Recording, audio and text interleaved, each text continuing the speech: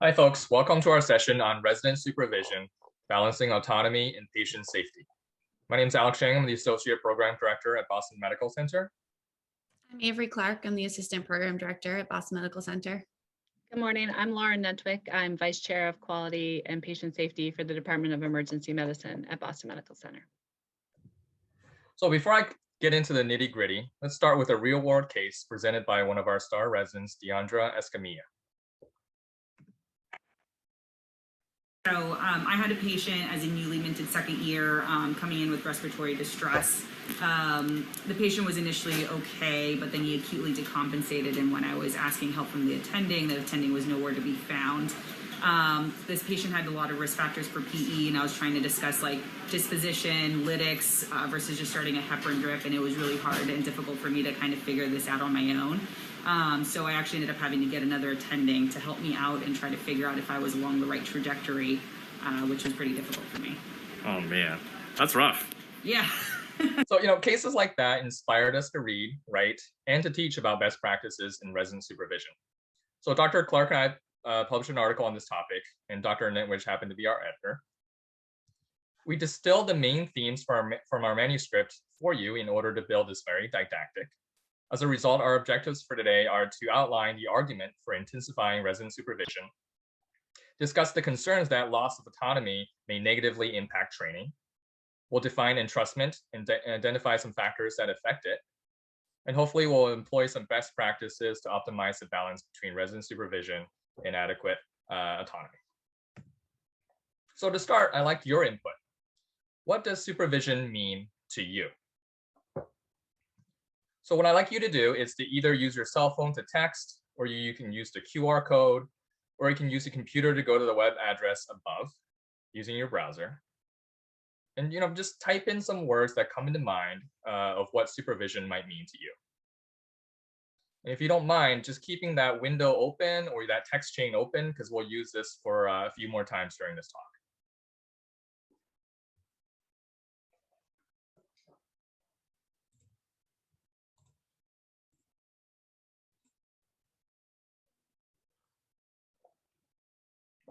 We have safety net, great.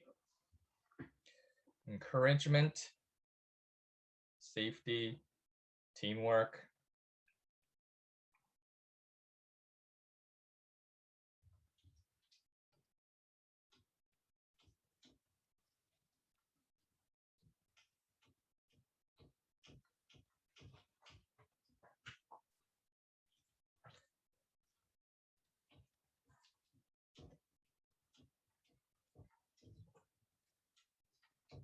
All right, this is all really good stuff. Moving back onto our talk. Clinical supervision is defined as the provision of monitoring, guidance, and feedback on matters of personal, professional, and educational development in the context of a physician's care for patients. And there's general agreement that supervision of residents should also ensure patient safety and promote career development as well. In other words, supervision constitutes three main roles or functions: that of oversight and management, one of education, and one of support. So let me just share my screen here. So I'm so excited to be with you all here today. My section of the talk is going to focus on the background and data on resident supervision and patient safety. So we're going to start with the well-known case of Libby Zion, a teacher who was on an MAOI for depression and admitted to a New York City hospital in 1984. She was cared for by unsupervised PGY1 and 2 residents, given meperidine for strange jerky emotions, and ultimately restrained and given haloperidol. She developed serotonin syndrome, became hyperthermic, and died of a cardiac arrest.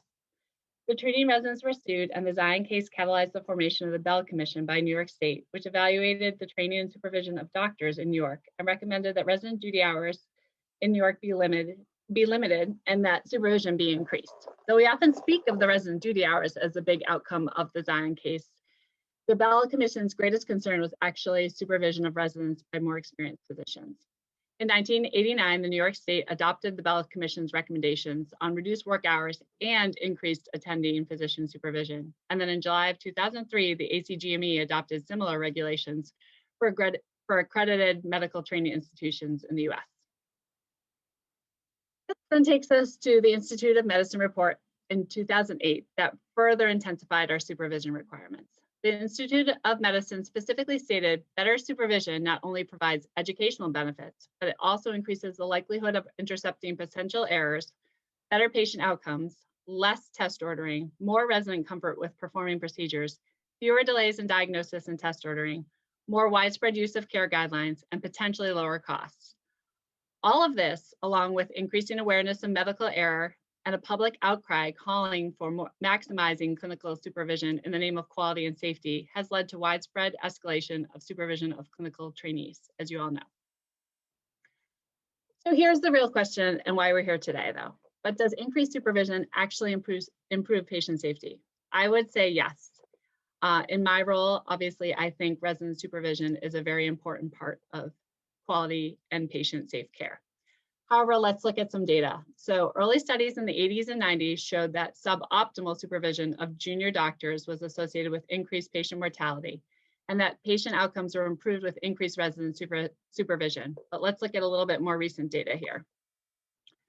So in 2009, a survey of residents in 4 large specialties, specifically IM, OB, Peds, and surgery, surveyed residents on the adequacy and quality of supervision they received and associated it with self-reported data on medical errors and perceptions of their learning environment.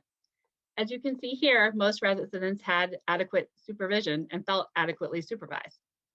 However, data showed a large difference in self-reported medical errors due to inadequate supervision. Only 2% of residents who reported never working without supervision reported that they had committed an error due to inadequate supervision, compared with 39% of residents who reported working without adequate supervision more than once a month. In addition, those residents who reported a lack of adequate supervision more than once a month were 5 times more likely to say that they had made an error due to inadequate training. As for the resident experience in this survey, these residents who reported that they more frequently worked without adequate supervision were more likely to rate their residency experience in negative terms and less likely to view their attendings as a source of learning. This study also showed problematic supervision was associated with residents feeling belittled or humiliated, which highlights the obvious fact that we all know that it's not just supervision that matters, how we supervise the residents, as we're going to go on into further detail in our talk later. Sometimes we look at our medical malpractice literature and it can show us important information on medical errors. A 2007 study in the Archives of Internal Medicine analyzed medical malpractice claims from the US and found that more than 1/4 of cases involved physician trainees who were judged to have played an important role in harmful errors. Lack of supervision was a directly contributing factor in 54% of the trainee-related cases. And patients who were injured by a trainee error were younger and more likely to sustain a fatal injury in this account. And we all know that our randomized controlled trials are the accepted gold standard for our questions. A 2018 randomized trial published in JAMA Internal Medicine looked at intensive versus standard training over a 9-month period on the internal medicine inpatient service of an academic centers. Attendees provided 2 different levels of supervision in this study. Either increased direct supervision in which attending physicians joined work rounds on previously admitted patients, or standard supervision in which attending physicians were available but didn't join work rounds. Of note, all attending physicians saw all new patients every day and discussed all patients on the team every day. In this study, though less, the incidence of medical error was not found to be statistically significant in the intensive versus standard group. And though there is no significant difference in errors between the 2 groups, like I noted before, the attendees were available and did discuss all patients at all times with residents. The attendees, though, did rate the quality of care better when they were on the more intensive group, though the interns spoke less and felt less efficient and autonomous when the attending was present on rounds. So now let's talk about emergency medicine. Unlike the number of ambulances here in our ambulance bay, there's not a lot of peer-reviewed information pertaining to EM supervision and patient safety. A study published in 1995 showed that attending EM physicians' direct supervision of non-EM residents resulted in major changes in care in approximately 15% of cases, and minor changes in approximately 35% of cases. Potentially life or limb-threatening errors were averted in approximately 2% of cases. I would argue is not insignificant. Another study published in 1998 showed that direct supervision of non-EM residents in the ED resulted in higher compliance with clinical guidelines. However, this direct supervision did not alter patient experience or patient-reported problems with their care. There are two studies that look specifically at EM attending supervision of EM residents. The first study on the left was a prospective study in 1992 looking at changes made by EM attendings directly supervising second-year EM residents. Of the 480 patient encounters, major attending modifications occurred in 4% of all encounters, versus 33% of encounters had a minor change, and you can see there that 63% had no changes. On the right is a 2015 study that looked at the number of M&M cases over an academic year attributed to the senior resident-led team versus an attending team. Using M&M as a proxy for medical error, there was no difference in expected versus observed M&M cases between the resident-led team versus the attending team, and resident-led cases were not associated with worse outcomes overall in this study. An important caveat to note, though, is that all patients on the resident team were presented to an attending prior to disposition, and the attending was readily available in the department at all times.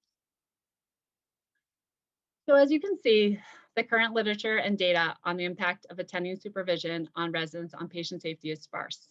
Given our current model of medical education, it is difficult to precisely study and quantify the impact of resident supervision and patient-oriented outcomes.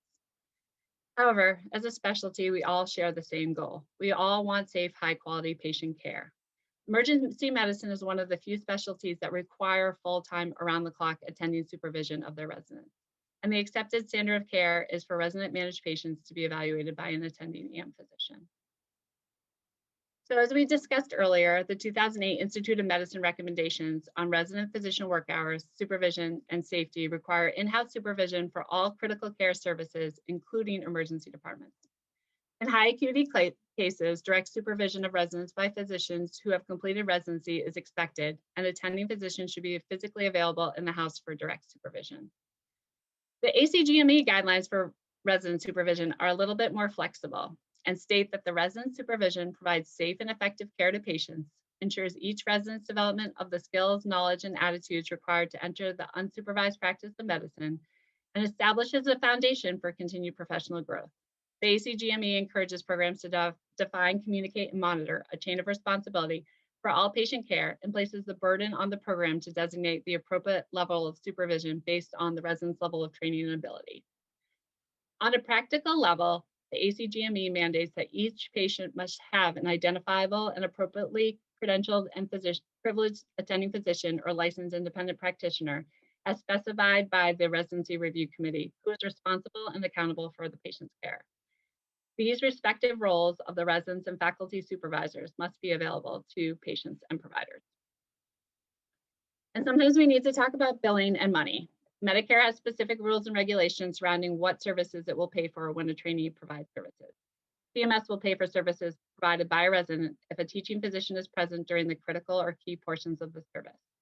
And critical care time, as we all know, requires a direct involvement and documentation by an attending physician and can only be billed for the amount of time that the attending stays with the patient. So now I'd love to hear your thoughts. What level of supervision do you think is necessary for patient care, assuming all patients are discussed by the resident with an attending?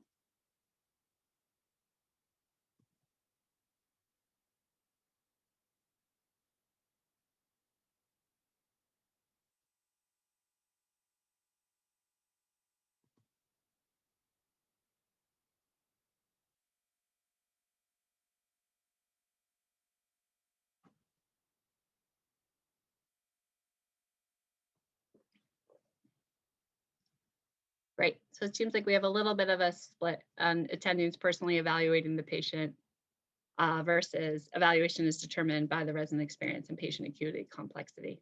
So we're going to talk about that further in our talk too.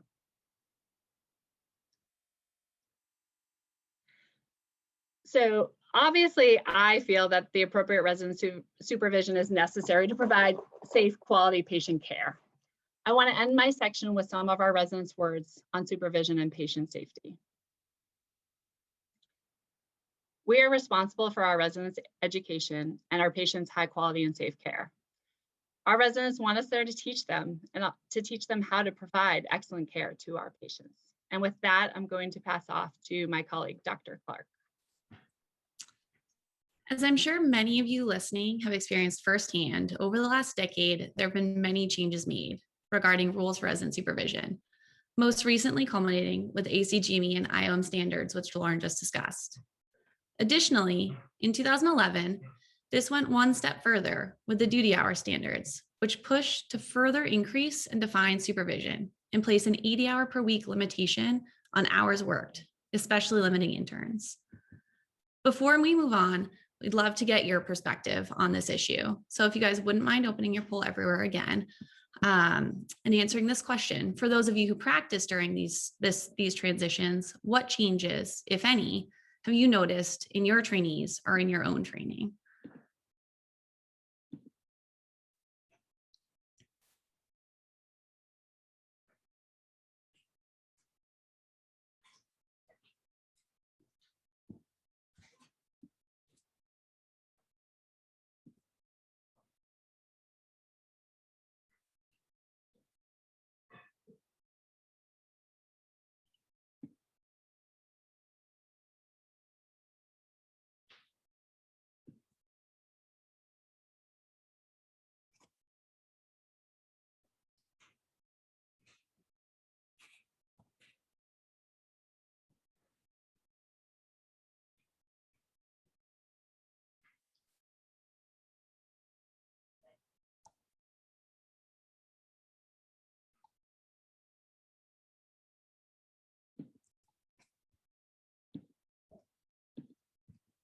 Thank you guys for these responses. It's clear based on what you've said that these new regulations and standards for supervision have both positive and negative effects over the past few years.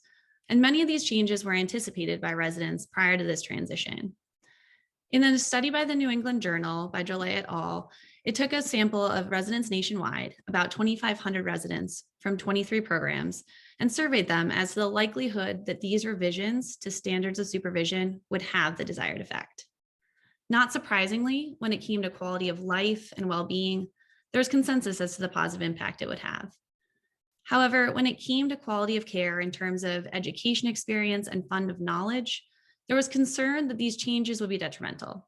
Consensus was this would limit development and preparation for supervisory roles, especially for the interns, and that this may lead to increased length of training overall to develop the same level of competency.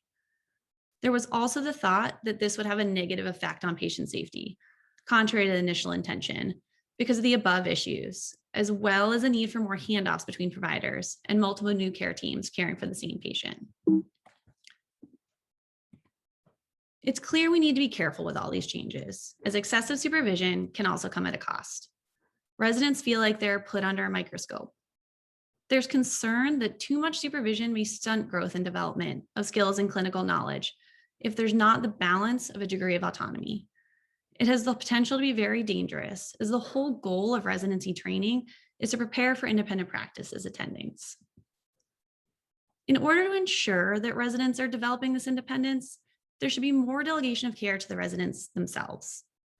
The degree to which this happens should be based on the experience and skill level for the individual resident. The key is graduated responsibility. Yes, PGY1s when starting out should be directly supervised by senior providers, but as residents progress toward being the seniors in the department, they should become more responsible for overseeing their junior colleagues. As the goal by the end of 3 to 4 years is to be ready for independent clinical practice, this provides the opportunity for them to start developing their own knowledge and skill set. Increasing autonomy forces residents to take responsibility for a large chunk of the clinical decision-making involved in their patients' care. And it's been shown to not only build confidence, but enhance their own education and medical retention. Providing this framework also allows residents to learn and recognize the limits of their own scope of practice, enabling them to build up knowledge gaps prior to becoming independent providers. In addition, residents must learn how to balance their own independent patient load while overseeing other providers. As in almost every ED clinical environment today, whether it be academic or community, they'll be responsible for supervising junior providers, other residents, PAs, or NPs. This perspective is highlighted by a representative quote by one of our residents. I'll give you guys a few moments to read.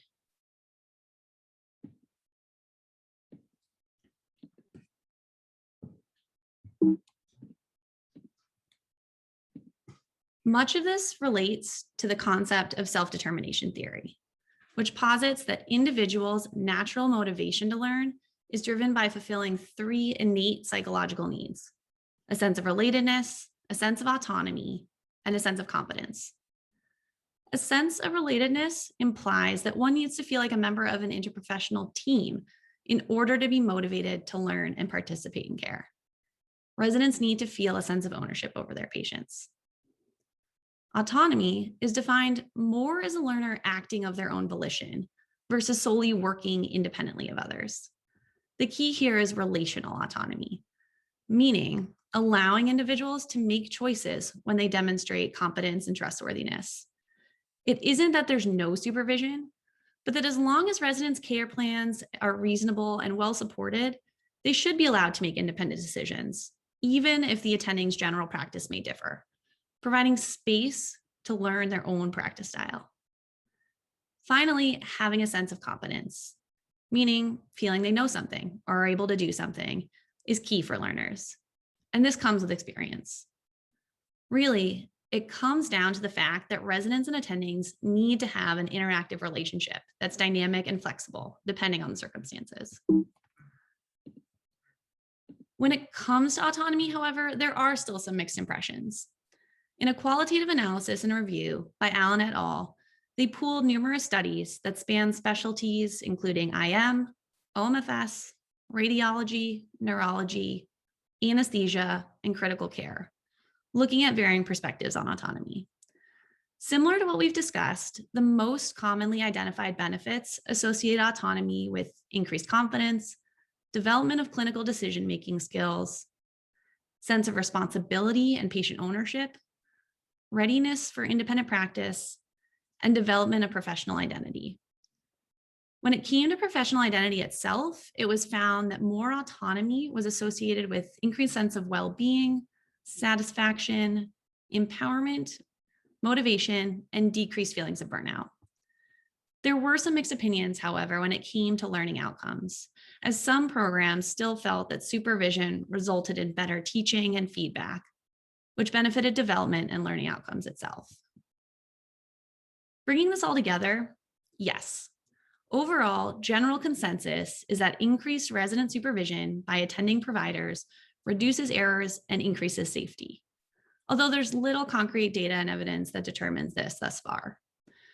Increased supervision, however, comes at the cost of progressive autonomy, which has been recognized as an essential element for trainees developing confidence entering an independent practice.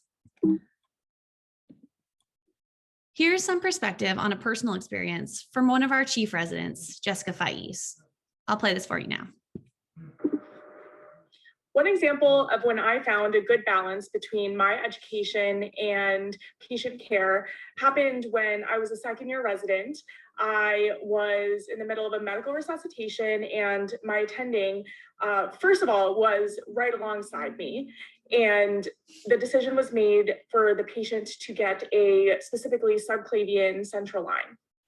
This was a procedure I'd only done once or even maybe twice in the past, but we were going to do it blindly, and it was something I wasn't 100% comfortable with. I thought my attending did a really good job of really staying in the room, talking me through the steps as I was doing them. He had known that I had already performed the procedure before, so he made a really good note of really chiming in only when there were moments that he thought I could tweak things or troubleshoot things.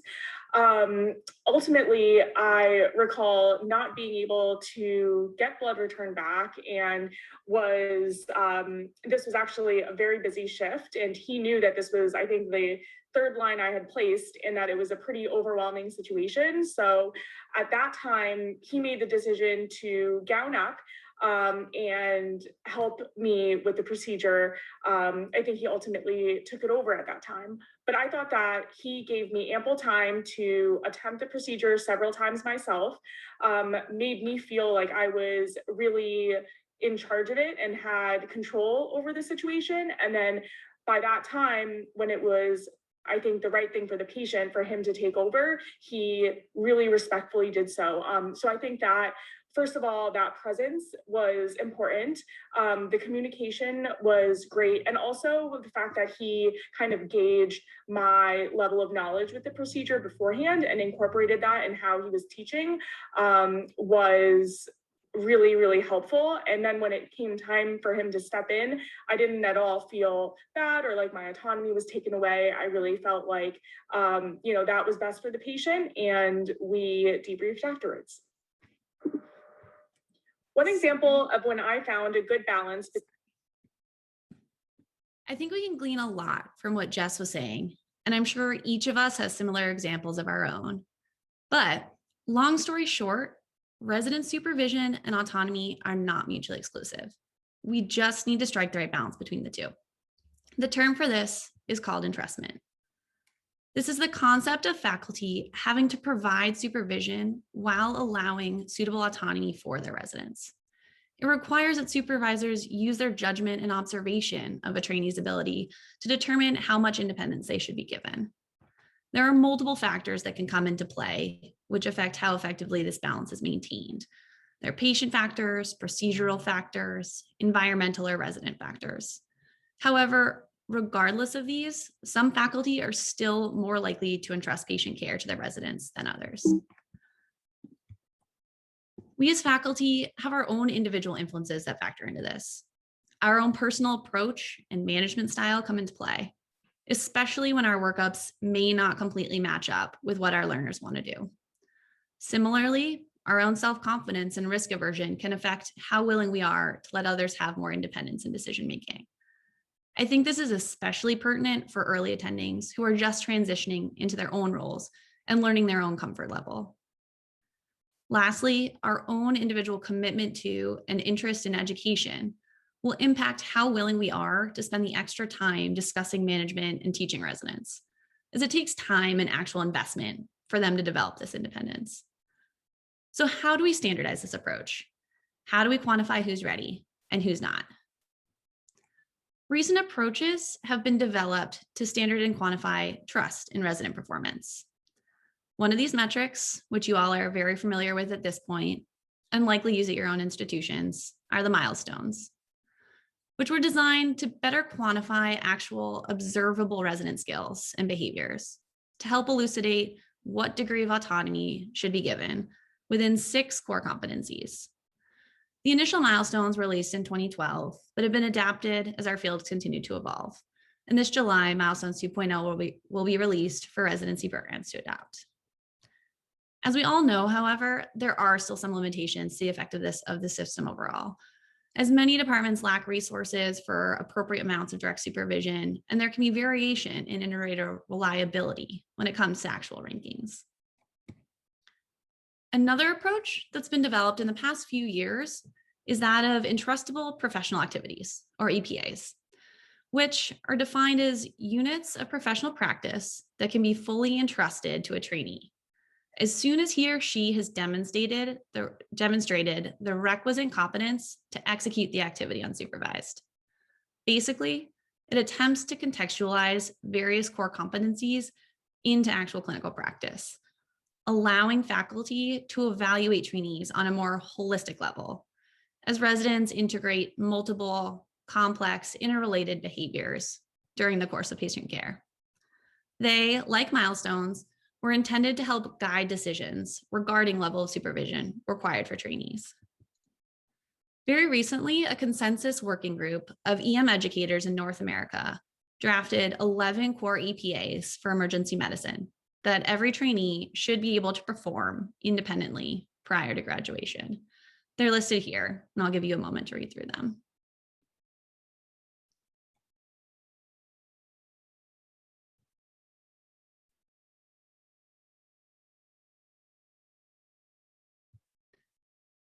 Similar to the milestones, each EPA is divided into developmental or proficiency levels rated 1 through 5 in order to delineate who's capable of performing activities independently or not.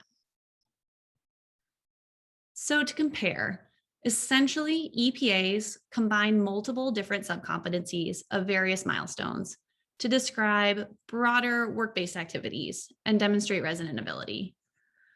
Both milestones and EPAs often include behaviors and skills that are applicable across a variety of situations. While this versatility helps increase opportunities for assessment, the inter-rater reliability suffers as a result because skills and behaviors in one setting often fail to translate into another. There's still room for improvement when it comes to finding an optimal method for determining how much independent to give our residents, but these are just some things to ponder. And at this point, I'm going to turn things back over to Dr. Shang.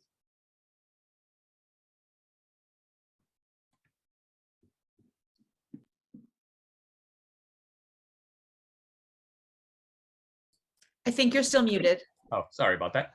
In the path to independent practice, we must acknowledge that there are a myriad of competing factors that affect the balance between resident autonomy and patient safety. We all have to worry about patient quality of care, the continuity of care.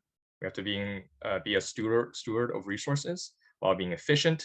We have to think about resident wellness, their learning, while all adhering to work hour restrictions. So how do we strike this optimal balance in the face of so many opposing forces? Let's start with what our residents think. We sent out a small survey to our residents asking them about their experiences being supervised. Here are a couple of salient quotes. I'll give you a brief minute to read them for yourselves.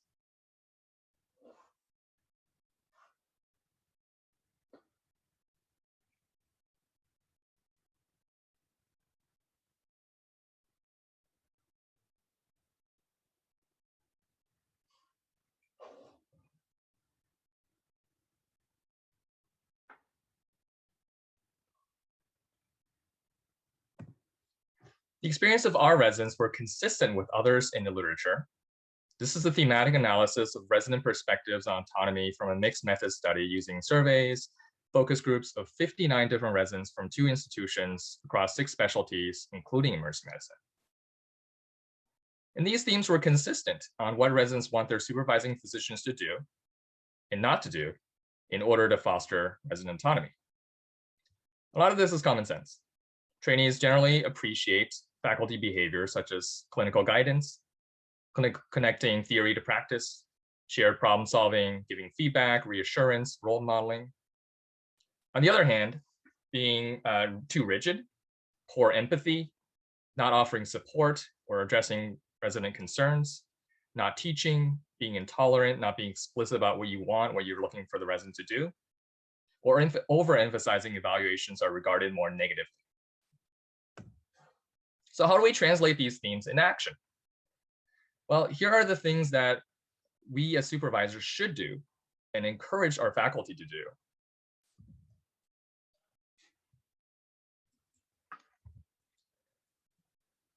We should have clear communications on roles and responsibility, encourage patient ownership, encourage resident decision-making, be collaborative, be appreciative of the team dynamics and the hierarchy that exists. Allow residents to think and act independently when appropriate, and remain open to their input, provide reasoning for our alternative approaches, and facilitate that graduated independence. And here's what we should avoid and discourage our faculty from doing. Nobody likes being interrupted. People don't like it when you have a predetermined course of action before even seeing the patient. Not asking the resident for care plan or their thought process, or changing the plan without their involvement at all, or imposing a personal management style. In essence, on an individual level, effective supervisors must be knowledgeable, exhibit strong clinical, teaching, and interpersonal skills. They must be comfortable with their own uncertainty, exercise self-control rather than mere control, and we all got to be ready to justify management decisions to our learners in a respectful manner. In addition to all this, cultivating that very special supervisor-trainee relationship and encouraging that safe learning environment is the most important factor for effective supervision. On a practical level, successful faculty often adopt a coaching model for supervision that involves scripted language that sets trainees up for success. A simple, this is your case, I'll be right here if you need me, can be highly effective in encouraging residents to push themselves just beyond their comfort level while maintaining adequate supervision and support. And regardless of whether your faculty do all of this or not, they inherently differ in their personalities, management styles, and tolerance for resident autonomy. And that's where faculty development comes in. Even though the need for faculty development is well recognized, most institutions lack a formal process for faculty recruitment and development that targets teaching and supervisory competencies. Those institutions that do and are successful actually have programs that foster high faculty expectations to be good teachers, to be good supervisors, and actually help them to get there. In EM, we have a lot of different options for advanced training programs, even if your shop doesn't have a specific program. You know, we have our ACEP core teaching fellowships, ALIUM have their faculty incubators. You can get a master's in health professions education or educational fellowships. These are all good avenues to augment faculty skills in teaching and supervision. And you know, every hospital and academic institution have these 3 or 4 pillars that include clinical care, research, and teaching. But you know, even though rewarding excellence in education has long been advocated for, we all know that clinical teaching and educational scholarship are still undervalued when compared to clinical service or research productivity. Organizations like CORD and SAEM have done a lot of great work to close this gap, but we're just not there yet. We as educators and academics need to continue to push for a more robust and holistic approach to promotion that rewards a variety of educational roles and endeavors. On a departmental operations level, an effective approach to optimizing teaching supervision is to restructure resident and faculty roles and workloads. So one institution reduced trainee workload while increasing faculty participation on their inpatient teaching service. The changes were associated with higher learner satisfaction, more time for teaching, and didn't impact length of stay, admission rates, or adherence to standards of care. In ED, the addition of a dedicated faculty and resident teaching shifts have also been described as valuable approaches in balancing this education and quality of care. However, time and financial resources to support these dedicated teaching roles, can be prohibitive. I get that. I actually pushed for, paid faculty teaching shifts in our department. Our chair was very supportive, and this little thing called COVID got in the way. So I've been talking a lot, so let's see what our chief resident, Andy Middleman, has to say about supervision in the ED. As you think about supervision, for me, the key would be being dynamic. This means that even within a single shift, the amount of supervision and the types that you're providing is going to change, but depending on the experience level of each specific resident or learner you're working with. If you're working with a junior resident, for example, a PGY1, they likely would benefit and probably even want closer levels of supervision. Spending time to go through the intricacies of the history and physical is going to be beneficial both for the patient and for the learner. You're going to be able to identify what key things are important for each presentation. As you work with somewhat more experienced residents, for example, a PGY2, the key here I think would be establishing a comfortable environment where the learner is free to tell you their level of experience. Because emergency medicine training is going to vary based on each resident's unique experience, it's possible your learner has seen this 500 times and actually already feels very comfortable. Or it's also possible that this is the first time they're doing a workup for this presentation or first time they're doing this procedure. Creating that safe environment is going to allow you and the learner to best connect on the right level of supervision. As you work with the most experienced of your residents, consider that they probably don't need as close supervision. Instead, maybe focus on the plan. So consider opening up the patient chart and immediately flipping to orders. This should allow you to get a pretty good sense of what the learner is thinking, what the direction is. It is tempting to open a chart and start documenting the history and physical as they're talking. It's probably not as efficient because that senior resident is going to have to, if they haven't already, document the H&P in entirety. And instead, they would most benefit from going over the fine nuances of the plan. I would say in sum, consider thinking about your patients in general by the primary resident that's attached to them. Oftentimes we think about the patient as far as their geography in the emergency department, but patients that are being seen primarily by a PGY1 probably need more mental checks on you than a patient who's being primarily seen by a PGY3 or PGY4. So as Andy alluded to, especially from a risk management standpoint, the literature does note that less experienced physicians and more complex patients or procedures require greater levels of supervision. Guidelines and flexible staffing models can be developed to match trainee experience and patient acuity and complexity.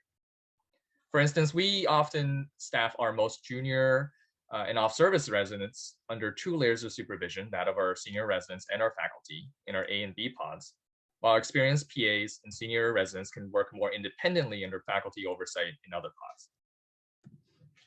Even in the best run places though, shit still happens. Medical errors and poor patient outcomes still do occur. Physicians must have safeguards in place to prevent common errors, and faculty play a key role in cultivating a culture of safety and quality. We must have mechanisms in place to address trainee concerns regarding their fatigue, learner safety, and the learning environment. For instance, an unsafe learning environment where residents are afraid of speaking up or afraid to appear unintelligent will likely negatively impact patient safety. So faculty should empower resident voices and include trainees in claims and patient safety programs, as well as discussions regarding errors, adverse events, near misses. And by implementing triggers such as a change in clinical status or sentinel events, along with a structured handoff process, departments can, in a way, mandate effective communication to decrease errors. So I'm going to stop talking here and let you guys brainstorm some ideas. And I'm sure, this is a picture of what we'd be doing if we had met in person, but I'm sure, except in this group, I'm sure people in our audience is much better looking than these folks. So if you could, either use your cell phone to text or use a QR code, or you can use your website to go to the web address above. What I want you to do is write in some existing strategies your department, or your institution already use to optimize supervision. And feel free to come up with some new ideas or proposals about what you think might work to balance patient safety and autonomy. In a way, we're using this to kind of share ideas and learn from each other.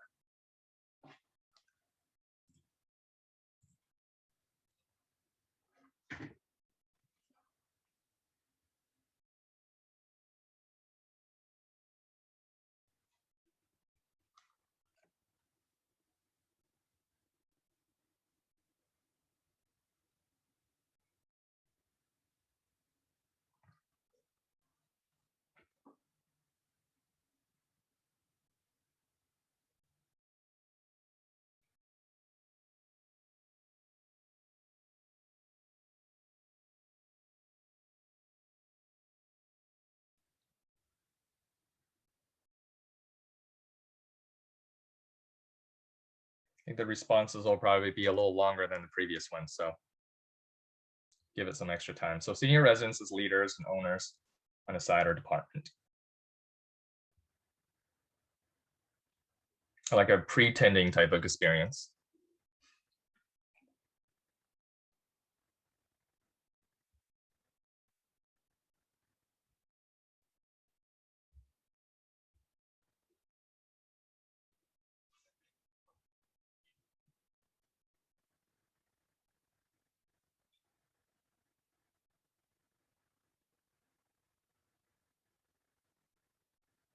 All right, well, that has been a lot of information, so I'll let that percolate a little bit more. We'll move on to the next slide.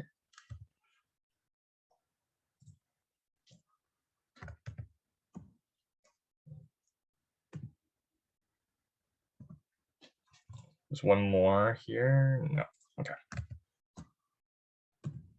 So here I highlighted some suggestions we made in our manuscript. I just recommend that people take a screenshot so you can delve into it at a later time to see what's feasible in your own shop. The point is that in order to optimally balance patient safety, quality, and effective graduate medical education, we kind of need all hands on deck. Efforts must be made on the part of our residents, individual faculty, on a departmental and institutional levels.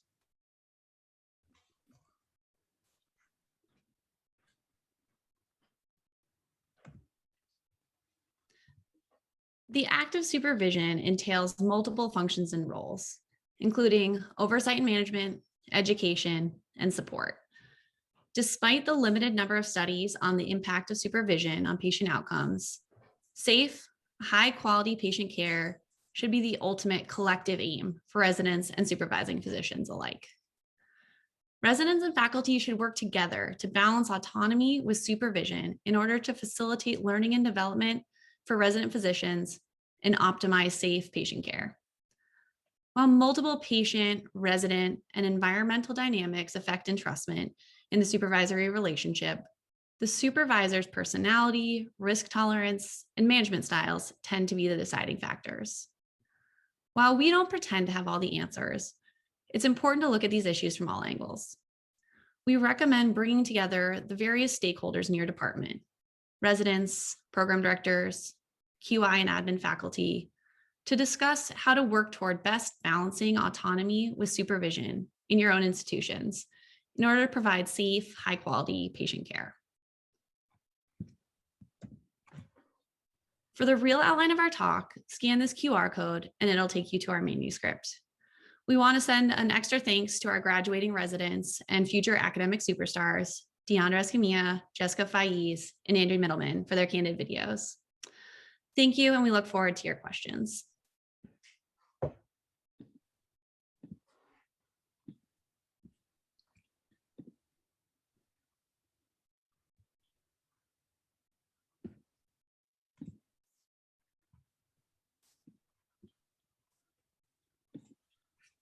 Yeah, we're happy to take any questions.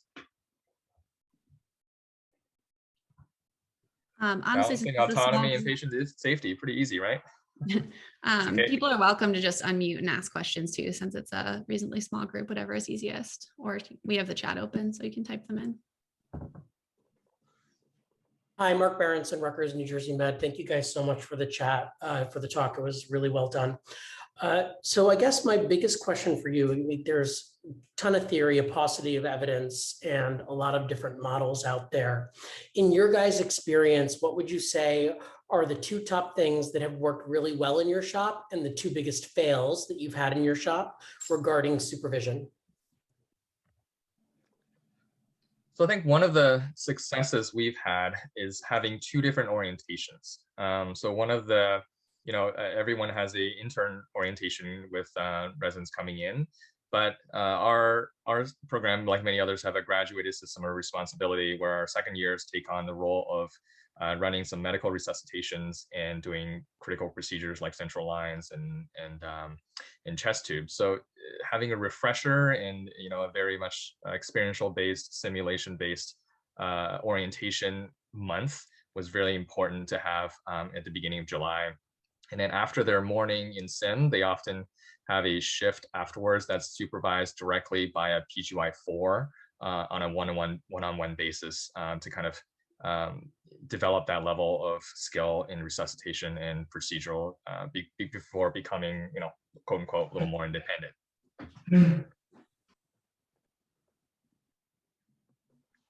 Yeah, and I would say, I think the other thing that works really well has been our sort of graduated increase in autonomy as you go through. I think a lot of residencies do that, but as you work through your residency, you get more and more autonomy with patient care and overseeing more junior residents. I think sometimes one of the things that we've been working towards and one of our challenges is sometimes the supervision itself, sometimes the attendings may have difficulty supervising because they haven't done the procedure with the new equipment or the newest, or haven't done it in many years because the residents do it.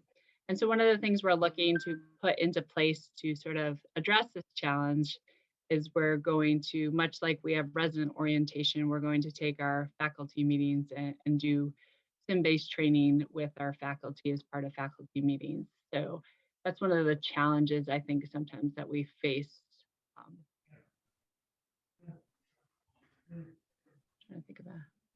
Trying to think of another challenge. I mean, I guess I'd say one other challenge is just, and I'm sure at many of your institutions it's the same, just the busyness and the volume sometimes don't necessarily get in the way of supervision, but in terms of providing the residents with kind of your reasoning and teaching behind the way you practice and what you do. Sometimes there's limited time for that. So you'll talk through a plan and you guys will come up with that. But there's less of that opportunity for kind of educating and talking through kind of what the residents' reasoning was or what yours is. And so you kind of lose some of that educational value. Yes. To build on that, I have seen where the graduated levels of responsibility can fail if it is too busy and your senior resident isn't helping to supervise your more junior residents, and then things can get a little bit out of control. And yeah, I have seen that happen too.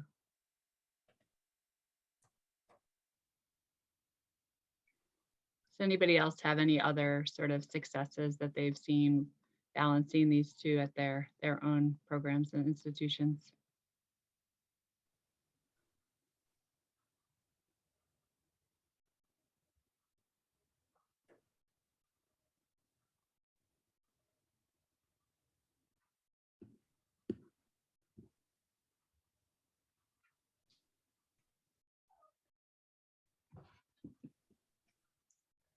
All right. Thank you guys for the opportunity to speak, and hope to speak again in the future.